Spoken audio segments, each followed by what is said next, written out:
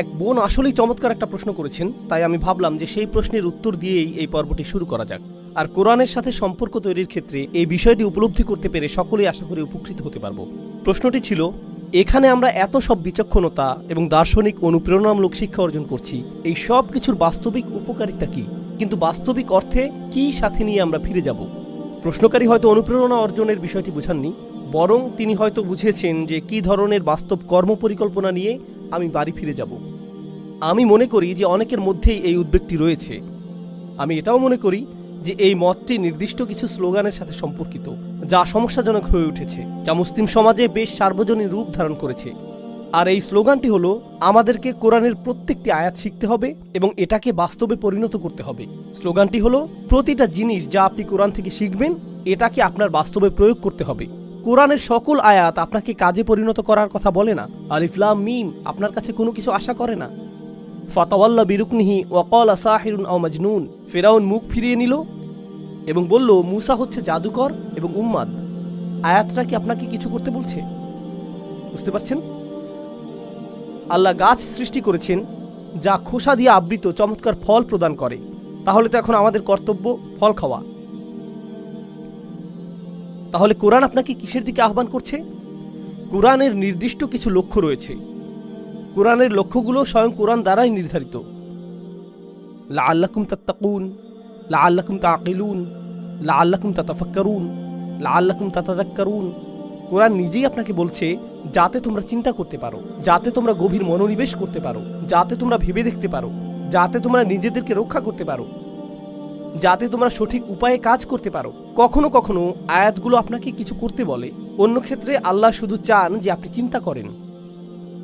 তিনি শুধু বলেছেন যে আমি চাই তোমরা চিন্তা করো। অন্য ক্ষেত্রে তিনি বলেছেন যে আমি চাই তোমরা গভীরভাবে চিন্তা করো। তিনি কোরআনে অভিযোগ করেছেন, আফালা ইয়াতাদাব্বারুনাল কুরআন, কেন তারা কোরআন নিয়ে গভীর মনোনিবেশ করে না? আমা আলা কুলুবিহিম আকফালুহা, নাকি তাদের হৃদয়গুলোতে তালা ঝুলানো রয়েছে? আপনারা জানেন, আমরা যখন কোনো কিছুকে কাজে পরিণত করার কথা চিন্তা করি, এর দ্বারা আমরা এমন কিছু ইঙ্গিত করি যা আমাদের করণীয়, কিন্তু আমাদের কাজগুলো হলো আমাদের মনোভাব, আবেগ, অনুভূতি এবং উপলব্ধির ফলাফল। আর কোরআনের বেশিরভাগ অংশই আমাদের মনোভাবকে পরিবর্তনের কাজ করে। এটা আমাদের উপলব্ধিকে পরিবর্তন করে। এটা আমাদেরকে আল্লাহর বিজ্ঞতাকে উপলব্ধি করায়। আর এই বিজ্ঞতা আপনার দৃষ্টিভঙ্গিকে পরিবর্তন করে এবং যেভাবে আপনি কোনো কিছুতে প্রতিক্রিয়া দেখান তাকে পরিবর্তন করে। তো সকল আয়াতই আপনাকে কিছু করতে বলে না, আমি এটা বিশ্বাস করি না। আমি এটা মোটেও বিশ্বাস করি না। কোরআনের অনেক অনেক আয়াত রয়েছে যা আপনাকে কিছুই করতে বলে না, কিন্তু অনেক আয়াত রয়েছে যা কি করতে বলে? চিন্তা করতে বলে। অনেক আয়াত রয়েছে বিবেচনা করার, অনেক আয়াত রয়েছে স্মরণ করার। এই সবগুলোই হলো কোরআনের যৌক্তিক প্রয়োগ। এগুলোও কোরআনকে বাস্তবে পরিণত করার অন্তর্ভুক্ত। এই অনুশীলনের উদ্দেশ্য হলো, এর দ্বারা আমি দুইটি জিনিস করতে চাই। আমি জোর দিতে চাই আল্লাহ শুরুতে যা বলেছেন, ওয়াল কুরআনিল হাকিম, বিজ্ঞতায় পরিপূর্ণ কোরআন। আমি এই সূরাটির কিছু চমৎকার বিজ্ঞতাকে উপস্থাপন করতে চাই। এটাই আমার প্রথম লক্ষ্য। আমি এটাও উপস্থাপন করতে চাই যে কিভাবে সূরাটি চমৎকারভাবে বিন্যস্ত, কারণ হাকিম শব্দের অর্থ এটাও যে এটি চমৎকারভাবে বিন্যস্ত। আমি এটাও উপস্থাপন করতে চাই যে কিভাবে কোরআন এর বিধানগুলোর ব্যাপারে সংকোচ প্রকাশ করে না, ঠিক যেমনভাবে সেই রাসূলগণ বলেছেন।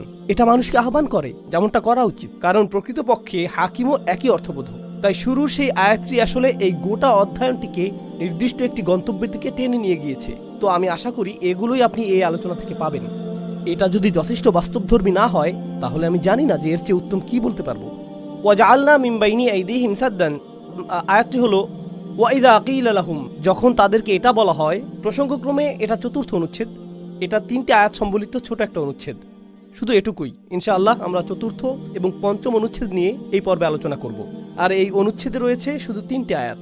জানেন আমরা কি নিয়ে শিখব? সেই সকল মানুষ যারা চিন্তা করতে অস্বীকৃতি জানায়, তারা চিন্তা করতে অস্বীকৃতি জানায়। জানেন এই অনুচ্ছেদটি কেন গুরুত্বপূর্ণ? কারণ এখন আমরা রয়েছি চতুর্থ অনুচ্ছেদে। তো এর আগে কতটি অনুচ্ছেদ এসেছে? 3টি। প্রথম অনুচ্ছেদের বিষয়বস্তু ছিল ওহী, দ্বিতীয় অনুচ্ছেদের বিষয়বস্তু ছিল ইতিহাস, আর তৃতীয় অনুচ্ছেদের বিষয়বস্তু ছিল আমাদের চারপাশের জগৎ, তাই না? এই সবগুলোই হলো পন্থা যার মাধ্যমে আপনি চিন্তা করতে পারেন।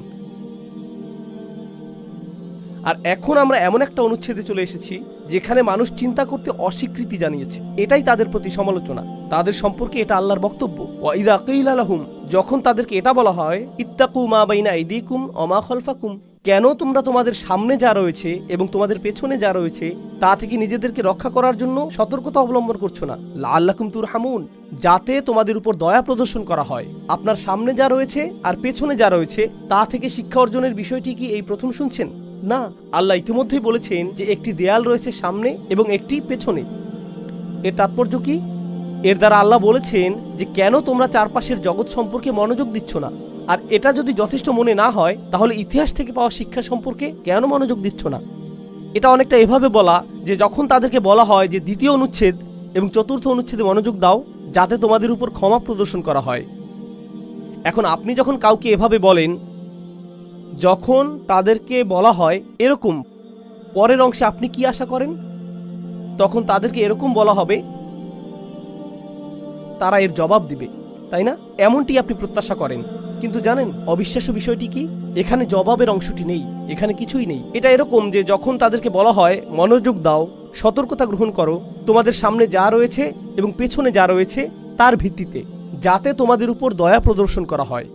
এরপর dot dot dot dot dot, কোনো জবাবের উল্লেখ নেই। আপনারা জানেন এর অর্থ কি?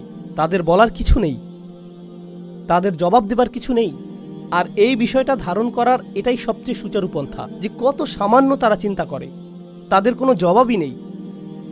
আর তাই এটা যখন জবাবহীন রয়ে গেল, আল্লাহ সামনে এগিয়ে গিয়ে বললেন, ওমা তাতিহিম মিন আয়াতিম মিন আয়াতি রব্বিহিম, তাদের প্রভুর সকল আয়াতগুলোর মধ্য থেকে একটি আয়াত। প্রসঙ্গক্রমে আয়াত বলতে কি বোঝায়? একটি নিদর্শন, একটি অলৌকিক বিষয়। তাদের রবের যে কোনো আয়াতের মধ্য থেকে একটি আয়াতও নেই। ইল্লা কানু আনহা মুরিদিন, যা তারা জেনে শুনে উপেক্ষা করে না। প্রসঙ্গক্রমে সৃষ্টি জগৎ হলো আল্লাহর আয়াত, ইতিহাস হলো আল্লাহর আয়াত, কিন্তু এছাড়াও কোনটি আল্লাহর আয়াত? ওহী। তো এখানে প্রথম আয়াত সম্পর্কে তাদেরকে ইতিমধ্যেই বলা হয়েছে যে তোমাদের বিবেচনা করা উচিত চারপাশের জগৎ। আর এখন তাদেরকে বলা হচ্ছে যে তোমাদের অন্য আয়াতগুলো নিয়েও চিন্তা করা উচিত। কিন্তু কিছু আসে যায় না, যেই ওহী তাদের কাছে আসুক এর পরেও তারা উপেক্ষা করেই যাবে।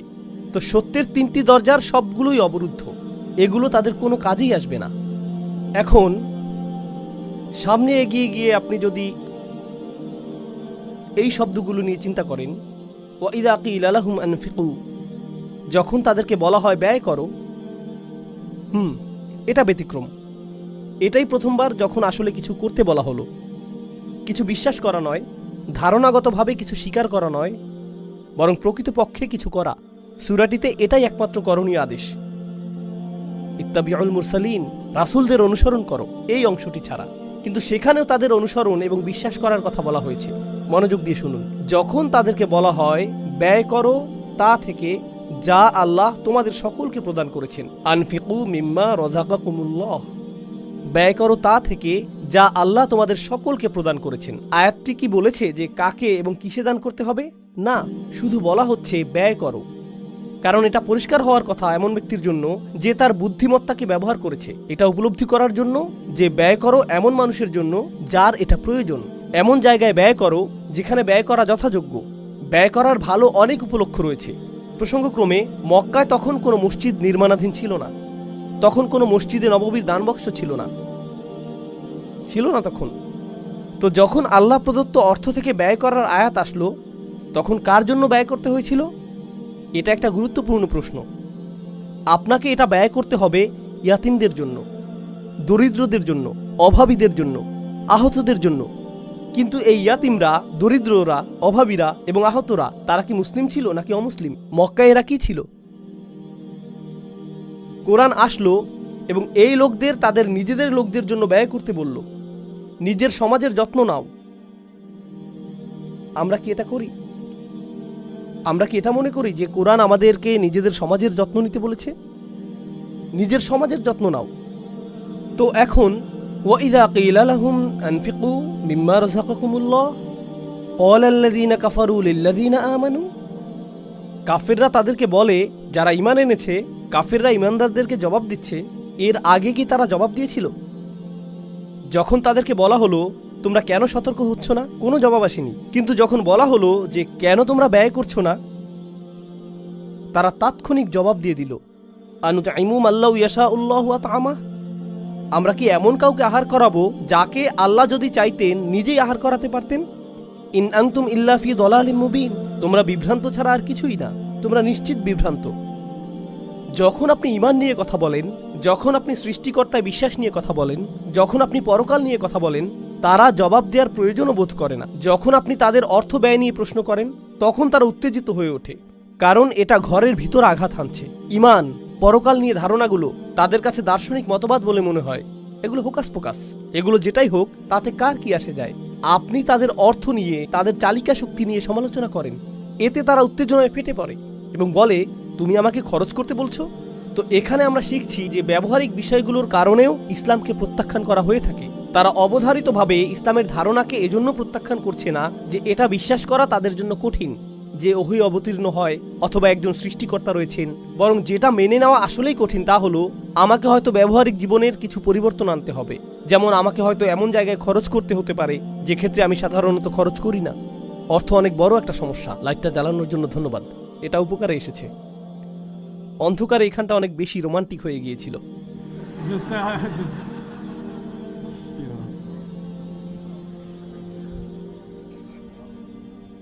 এই শব্দটা সবসময় কাজ করে। রোমান্টিক শব্দটি আমার প্রিয়। জানেন এটা দিয়ে কি বোঝাচ্ছে? যখন তারা বলে যদি আল্লাহ ইচ্ছা করতেন তিনিই তাদেরকে আহার করাতে পারতেন, কেন তাদেরকে আমরা আহার করাবো? কেউ কেউ বলেছেন যে তারা এখানে তাকদীর নিয়ে প্রশ্ন তুলেছে। এখানে যা ঘটেছে তা হলো, তোমরা এই সৃষ্টিকর্তা সম্পর্কে বলছো যিনি সকলের প্রয়োজন পূরণ করেন, যিনি সকল ফলমূল প্রদান করেছেন, সকল গাছগাছালি দান করেছেন, আর সমুদ্রের সকল জাহাজ সৃষ্টি করেছেন, তিনি এই সকল কিছু করেছেন। তাহলে তিনি নিজে কি এই দরিদ্রদেরকে আহার করাতে পারেন না? যাও তাকে গিয়ে জিজ্ঞেস করো। তোমরা সবাই বিভ্রান্তিতে পড়ে আছো। এটা অহংকারের সর্বোচ্চ সীমা। আর এই তিনটি আয়াতে আল্লাহ আমাদের বলছেন আমাদের প্রতিক্রিয়া মূলত দুই ধরনের। প্রথমত, তাদের কোনো জবাব নেই। দ্বিতীয়ত, আপনি যা বলেন তারা এর সবটুকুই উপেক্ষা করে। আর যদি তারা জবাব দেয়ও, তারা সবচেয়ে জঘন্য, অহংকারী, অবাধ্য ধরনের জবাবই দেয়, কোনো ধরনের যুক্তিবুদ্ধি ছাড়াই। এরই মোকাবেলা এখন আপনি করছেন। আর আপনি তাদেরকে জিজ্ঞাসা করার পরিবর্তে এখন তাদেরই কথা বলার পালা, যেটা আমাদেরকে পঞ্চম অনুচ্ছেদে নিয়ে যাচ্ছে। ওয়াকুলুনা মাতা হাযাল ওয়াদু ইন কুনতুম সাদিকিন। তারা বলে, কখন এই প্রতিশ্রুতি আসবে, যে প্রতিশ্রুতির ব্যাপারে তোমরা আমাদের বলেই যাচ্ছ? কখন এটা আসবে যদি আসলেই তোমরা সত্য বলে থাকো? তারা কোন প্রতিশ্রুতির কথা বলছে? সতর্কীকরণগুলোর কথা। এখন আমি আপনাদেরকে এই কথাটি স্মরণ রাখতে বলবো। সতর্কীকরণগুলো আসে তিনটি পর্যায়ে। এটা অত্যন্ত অত্যন্ত গুরুত্বপূর্ণ জিনিসগুলোর একটা। সতর্কীকরণগুলো তিন ধরনের। কোরআনের সর্বপ্রথম সতর্কীকরণ হলো একটি জাতির ধ্বংসপ্রাপ্ত হওয়া। কোন জাতিকে ধ্বংস করা হবে। নূহের জাতিকে পানিতে ডুবানো হয়েছিল, লুতের জাতির উপর অগ্নিবৃষ্টি বর্ষিত হয়েছিল, ইত্যাদি ইত্যাদি। প্রথম ধরনের সতর্কবার্তাটি কি? একটি জাতির ধ্বংসপ্রাপ্ত হওয়া। দ্বিতীয় সতর্কতা হলো বিচার দিবস। প্রথমটি কি ছিল দেখি আপনারা এখনো জেগে আছেন কিনা। জাতির ধ্বংসপ্রাপ্ত হওয়া। দ্বিতীয়টি বিচার দিবস। তৃতীয়টি হলো জাহান্নাম। প্রথম, দ্বিতীয়, তৃতীয় আমার সাথে পুনরাবৃত্তি করুন। জাতির ধ্বংসপ্রাপ্ত হওয়া, দ্বিতীয়টি বিচার দিবস, তৃতীয়টি জাহান্নাম। আর এই সবগুলোই সম্পর্কযুক্ত। অন্য কথায়, আপনি যদি সেই জাতিগুলোর একটি হন যারা এখানে ধ্বংসপ্রাপ্ত হয়েছে, তাহলে আপনি আসলেই কঠিন সময় পার করবেন বিচার দিবসে। আর সেটাকেও অবকাশ যাপনের মতো মনে হবে কিসের তুলনায়? জাহান্নামের তুলনায়। তো এই সবগুলোই আসলে একটি প্রতিজ্ঞার অংশ। ও, লাইটগুলো আবার বন্ধ হয়ে যাচ্ছে। যাই হোক, বোধহয় আর জ্বলবে না। ওহ মাই গড, থামুন। ইতিমধ্যে উনি না করে দিয়েছেন।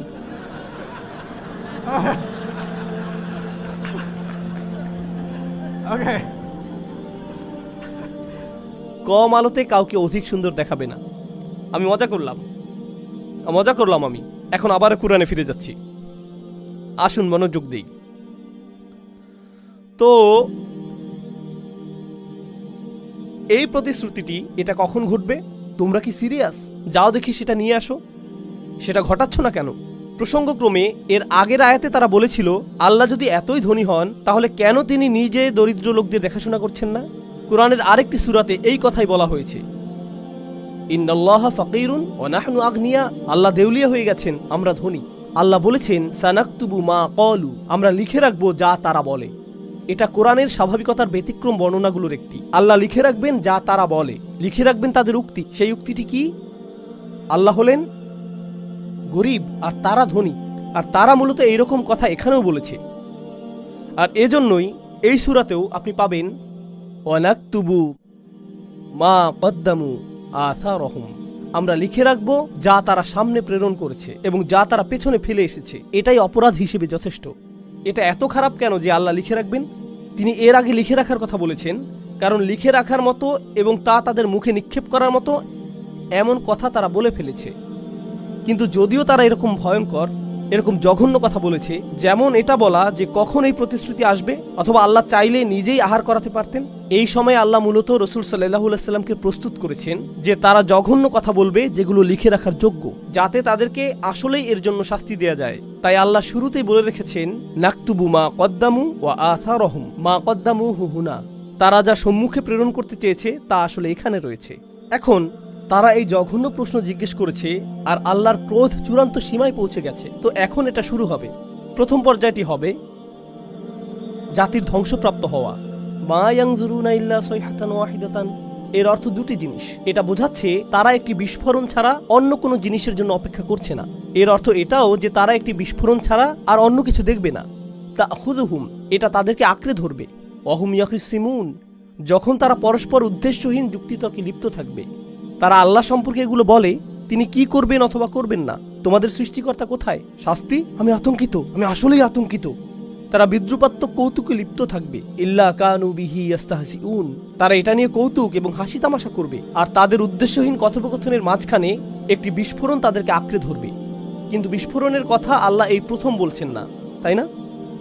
যখন আল্লাহ ইতিহাসের শিক্ষা নিয়ে বলেছেন, যেখানে সেই জাতিটিতে ৩ জন রাসূল এসেছিলেন আর সেখানে একজন ঈমানদারও ছিলেন, তখন তিনি বলেছিলেন ইনকানাত ইল্লা সাইহাতান ওয়াহিদাতান ফাইযা হুম খামিদুন, এটা শুধু একটি বিস্ফোরণ ছাড়া আর কিছুই ছিল না। আল্লাহ এখন বলছেন সেটা এখন আর ইতিহাসের শিক্ষা নয়, বরং এটাই তোমাদের ভবিষ্যৎ হয়ে যেতে পারে। আমি ইতিহাসের পুনরাবৃত্তি করব, আমি শুধু ঘটনা বলার জন্য ইতিহাস বর্ণনা করি না। আল্লাহ আমাদের বলেছেন ওয়াহুম ইয়াখিসিমুন, তারা উদ্দেশ্যহীন কোনো কথোপকথনের মাঝে লিপ্ত থাকবে। প্রসঙ্গক্রমে কেন সেই জাতিটি ধ্বংসপ্রাপ্ত হয়েছিল, সর্বশেষ কোন ঘটনাটি আযাব নিয়ে এসেছিল? তারা সেই ঈমানদারকে হত্যা করেছিল। কিন্তু এখন কুরাইশদের ক্ষেত্রে বিচার দিবস সম্পর্কে এরকম জঘন্য ভাষায় তাদের প্রশ্ন উত্থাপন করাই ছিল যথেষ্ট। যদিও তারা এখনো কাউকে হত্যা করেনি, শুধু এতটুকুই যথেষ্ট। যার ফলে আল্লাহ বলেছেন যে আমি হয়তো এখনই তাদেরকে শেষ করে ফেলব। ফালা ইয়াস্তাতিউনা তাওসিয়াতান, আর আমি যদি তাদের শেষ করে দেই তারা কোনো উইল করে যেতে পারবে না। তাওসিয়া উইল অর্থে ব্যবহৃত হয়। তাওসিয়া শব্দটি কোরআনে সদুপদেশ অর্থেও ব্যবহৃত হয়েছে। উইল করে রেখে যাওয়া এবং সদুপদেশ দেয়া উভয় অর্থেই। এখন আপনি কার জন্য উইল করে রেখে যান? আপনাদের থেকে কেউ বলুন, আপনার সন্তানের জন্য, আপনার সন্তানের জন্য, যাদের ভবিষ্যতের জন্য আপনার অনেক আশা থাকে, যার কারণে আপনি তাদেরকে জাহাজে তুলে দেন। আগে এটা নিয়ে আলোচনা করেছি। এখন আল্লাহ বলছেন আমি তোমাদের জন্য একটি বিস্ফোরণ ঘটাবো, আর তোমাদের কথোপকথনের মাঝখানে তোমরা ধ্বংসপ্রাপ্ত হবে। তোমাদের সন্তানদের কাছে ছুটে গিয়ে সদুপদেশ প্রদানের সুযোগও পাবে না। তোমরা কোনো উইল রেখে যেতেও সক্ষম হবে না। আর তারা গিয়ে একথা বলতেও সক্ষম হবে না যে ও আমার সন্তান, নিজেকে রক্ষা করো, আমি অবাধ্যতা করেছি আর আল্লাহ আমাকে শাস্তি দিয়েছেন। সতর্ক হও। ওয়ালা ইলা আহলিহিম ইয়ারজিউন, তারা তাদের পরিবারের কাছে ফিরে যাবে না। হামালনা যুররিয়াতাহুম, তাদের সন্তানদের উপর আশা পোষণ করার এই ধারণাটি এখন জোরালো হলো। অনুফিখা ফিস-সূর, তো সেটা ছিল জাতির ধ্বংসপ্রাপ্ত হওয়া একটা বিস্ফোরণ। এতে তারা ধ্বংসপ্রাপ্ত হবে। তাদের পরিবারগুলোকে সতর্ক করার অথবা শেষ বিদায় জানানোর সুযোগও তারা পাবে না। এর ঠিক পরেই এসেছে অনুফিখা ফিস-সূর, এর পরেই সিংহায় ফু দেওয়া হবে। সিংহায় ফু দেওয়া হবে, এটাকে সিংহাতে ফু দেওয়া হবে, এটাই আক্ষরিক অনুবাদ। এটাকে অর্থাৎ বর্ণনার অতীত কোনো কিছুকে সিংহাতে ফু দেওয়া হবে। ফাইযা হুম মিনাল আজদাস, তখন আকস্মিকভাবে নিশ্চিহ্ন কবর থেকে ইলা রব্বিহিম ইয়ানসিলুন, তারা ছুটে আসতে থাকবে প্রজন্মের পর প্রজন্ম। ইয়ানসিলুন অর্থ দ্রুত ছুটে আসা। আসরা ইলা মাকান, নাসালা অর্থ দ্রুত ছুটে আসা, কিন্তু এটা নাসিলের সাথে সম্পর্কযুক্ত। অন্য কথায় তাদের একাধিক প্রজন্ম একসাথে ছুটে আসবে তাদের রবের দিকে। আল্লাহ ইতিমধ্যে এটা বর্ণনা করেছেন যখন তিনি ইতিহাস থেকে শিক্ষাদান শেষ করেছিলেন। তখন তিনি বলেছিলেন তাদের সকলকেই একত্রে জড়ো করা হবে। আর এখন তিনি বলছেন যে তাদের সকল প্রজন্মকে একসাথে জড়ো করা হবে। আর তিনি এখানে আজদাস শব্দটি উল্লেখ করেছেন, কুবুর নয়। আজদাস অথবা একবচনে জাদাস, এর অর্থ চিহ্নহীন কবর। আপনি হয়তো এর উপর দিয়ে হেঁটে যাচ্ছেন, আপনি জানেনও না যে এর নিচে কেউ সমাহিত অবস্থায় রয়েছে। যদি আমি তোমাদের ধ্বংস করে দেই, আর তারা তাদের প্রভুর দিকে ছুটে আসবে, অলু ইয়া ওয়াইলানা, তারা বিচার দিবসে জেগে উঠবে, এই চিহ্নহীন কবরগুলো থেকে বেরিয়ে আসবে আর তাদের রবের দিকে ছুটে আসবে। ইহকালে তারা তাদের রব থেকে দূরে ছুটে যাচ্ছে, আর তখন তারা তাদের রবের দিকে ছুটে যাবে, কারণ এখন তাদের কাছে আর কোনো বিকল্প নেই। তারা জেগে উঠবে। যখন তারা কবর থেকে জেগে উঠবে, অদ্ভুত কথা বলতে থাকবে। তারা বলবে, ইয়া ওয়াইলানা, এর চেয়ে খারাপ আর কিছু হতে পারে না। সকল শাস্তির মধ্যে নিকৃষ্ট যা সম্ভব তাকে বলা হয় ওয়াইল। তো যখন তারা জেগে উঠবে আর বিচার দিবসের সূচনা প্রত্যক্ষ করবে, তারা বলবে, এর চেয়ে খারাপ কিছু আমি কল্পনা করতে পারি না। আমি কল্পনা করতে পারি না, এটা কি আসলেই সবচেয়ে খারাপ? শীঘ্রই পার্টি শুরু হতে যাচ্ছে। মাম্বাসানা মিম্মার কদিনা, কে আমাদেরকে ঘুম থেকে জাগিয়ে তুলল? যে স্থানে আমরা ঘুমিয়েছিলাম, সেই সময়ে আমরা ঘুমিয়েছিলাম। তারা আক্ষরিকভাবেই বলবে, কে আমাদেরকে নিদ্রা থেকে জাগ্রত করলো? জানেন কেন এটা গুরুত্বপূর্ণ? কারণ রাসূলগণ এসেছিলেন মানুষকে নিদ্রা থেকে জাগ্রত করার জন্য, কিন্তু মানুষ সম্পূর্ণরূপে অসচেতন ছিল। কারণ আপনি যখন অসচেতন থাকেন, আপনি তখন গাফেল। আর একজন গাফেল ব্যক্তি হলো সেই মানুষের মতো যে ঘুমাচ্ছে। সে আসলে মৃত মানুষের মতো। এটা ইতিমধ্যে এর আগেই প্রতিষ্ঠিত হয়েছে। প্রথমবার আল্লাহর রাসূলদের দ্বারা তোমাদেরকে জাগিয়ে তোলা হয়েছিল, এইবার স্বয়ং আল্লাহ তোমাদের জাগিয়ে তুলেছেন। এটাই পার্থক্য। তো তারা বলবে, কে আমাদেরকে জাগিয়ে তুলল? এই কথা তারা বলবে কারণ যারাই তাদেরকে এর আগে জাগ্রত করতে চেয়েছিলেন তারা সফল হননি। তো কোন সেই শক্তি যে আমাদেরকে এখন জাগ্রত করেছে? মিম্মার কদিনা হাদা মা ওয়াদার রহমান। আর রহমান কি এর প্রতিশ্রুতি দিয়েছিলেন? হাদা মা ওয়াদার রহমান, রহমান এর প্রতিশ্রুতি দিয়েছিলেন। তারা আর রহমান শব্দটি ব্যবহার করবে কারণ রাসূলগণ তাদেরকে আহ্বান করতেন আর রহমানের দিকে, কারণ তারা আর রহমানকে নিয়ে উপহাস করত। কিন্তু এখন আমরা জানতে পারলাম অবশেষে তারা বাণীটির মর্মার্থ প্রকৃতপক্ষেই ভালোভাবে বুঝতে পেরেছে। এত ভালোভাবে যে যখন তারা বিচার দিবসে উত্থিত হবে, রাসূলদের দেয়া সকল প্রতিশ্রুতি তাদের স্মরণে আসবে, আর তখন তারা সকল রহস্যের মিলবন্ধন তৈরি করতে পারবে। অসদাকাল মুরসালুন, আর প্রেরিত রাসূলগণ সকলেই আসলে সত্য কথা বলেছিলেন, যার অর্থ বিষয়টা তোমাদের জানা, যার অর্থ তোমরা এটা যথেষ্ট ভালোভাবে শুনতে পেরেছ। তারা যা বলেছে ঠিক তাই ঘটেছে। Oh no! এখন আল্লাহ আমাদেরকে আরো সামনে নিয়ে যাচ্ছেন। ইন কানাত ইল্লা সাইহাতান ওয়াহিদাতান, তারা মাত্র বেরিয়ে এলো আর হঠাৎ আরো একটি বিস্ফোরণ ঘটল। ফাইযা হুম জামিউল লাদাইনা মুহদারুন, তারপর আকস্মিকভাবে তাদের সকলকেই আমার সামনে উপস্থিত করা হবে। অপরাধীদের সকলকে এখন একসাথে জড়ো করা হবে। ঐতিহাসিক সেই জাতির ধ্বংসের শেষেও এ কথা বলা হয়েছিল। এখন এটা বর্ণিত হয়েছে যেহেতু তোমাদেরকেও একত্রিত করা হবে, তোমাদেরকেও জড়ো করা হবে, তোমরাও তোমাদের প্রভুর সামনে দাঁড়াবে, সকলেই একসাথে সারিবদ্ধভাবে। মুহদর, মুহদর অর্থ এমন কেউ যাকে দিয়ে তার নিজের অবস্থা উপস্থাপন করানো হয়েছে। আহদরা অর্থ উপস্থাপন করা। উহদিরা অর্থ যাকে উপস্থাপন করা হয়েছে। তার হুদুর থাকতে হবে, তার নিজের অবস্থা উপস্থাপন করানো হয়েছে। বাংলায় বলতে গেলে তাকে হাজির হতে হবে। ইসকি হাজিরি লাগায় যায়। ওকে। তো এখন আপনি আল্লাহর সামনে উপস্থিত, আর আল্লাহ সকল মানুষের উদ্দেশ্যে কথা বলবেন। আতঙ্কিত এই অপরাধীরা যারা আর রহমানকে নিয়ে উপহাস করত, এখন তারা আর রহমানের সামনে উপস্থিত। আল্লাহ সরাসরি তাদের সাথে কথা বলছেন, আর তিনি তাদেরকে বলছেন, ফালিয়াউমা, আজ, লা তুযলামু নাফসুন শাইআ, কারো উপর কোনো ধরনের অন্যায় করা হবে না। কাউকে এমন অপরাধে অভিযুক্ত করা হবে না যা সে করেনি। কেউ প্রকৃতপক্ষে যে ক্ষতি সাধন করেছে তার চেয়ে বেশি তার উপর চাপিয়ে দেওয়া হবে না, কারণ আমাদের কাছে তোমার প্রত্যেকটি কাজের নিখুঁত রেকর্ড রয়েছে, তো ভুল হওয়ার কোনো সম্ভাবনা নেই। ওয়ানাকতুবু মা কদ্দামু ওয়া আসারহুম ওয়া কুল্লা শাইইন আহসাইনাহু ফি ইমামিন মুবিন, আমরা লিখে রেখেছি সবকিছু যা তারা ভবিষ্যতের জন্য প্রেরণ করেছে, আর সকল প্রভাবক বিষয় যা তারা পেছনে রেখে এসেছে, আর আমরা সকল কিছু লিপিবদ্ধ করেছি সুস্পষ্ট একটি গ্রন্থে। তো তোমাদের কোনো খারাপ কাজ বিস্তৃত হয়ে যাওয়ার কোনো সম্ভাবনা নেই। এটা সেই আয়াতেরই পুনরালোচনা। ওয়ালা তুজজাউনা ইল্লা মা কুনতুম তা'মালুন, তোমরা নিজেরা যা করতে তা ছাড়া তোমাদের ভিন্ন কোনো প্রতিদান প্রদান করা হবে না, তোমাদের কৃতকর্মের পূর্ণ প্রতিদান দেয়া হবে। এটা উল্লেখ করে আল্লাহ প্রসঙ্গ পরিবর্তন করেছেন। এই তাদের অবস্থা, তাদের কি ঘটবে তা এখনই বিস্তারিত জানার প্রয়োজন নেই। হয়তো এদের সাথে অন্য আরও বিষয় ঘটছে, কিন্তু আল্লাহ তাদের প্রসঙ্গের উপর পজ বাটন চেপে দিলেন। একই সময়ে তোমাদেরকে ইমানদারদের কাছে নিয়ে যাচ্ছি।